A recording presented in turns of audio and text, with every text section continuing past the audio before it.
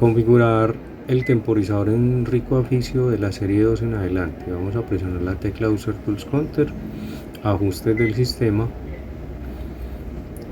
y ajustes del temporizador.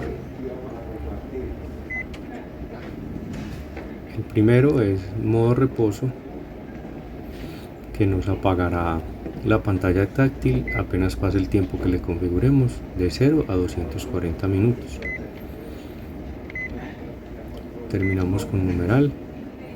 Y el temporizador modo bajo consumo, que también apagará la pantalla táctil, pero dejará de alimentar la unidad fusora, que son los dos principales consumos que tiene la máquina. Entonces así quedaría configurado. Mi nombre es Diego Buitrago y me desempeño como técnico en fotocopiadoras en la ciudad de Medellín, Colombia. Y si este video te ha gustado o te ha sido de utilidad, ya sabes qué hacer. Muchas gracias.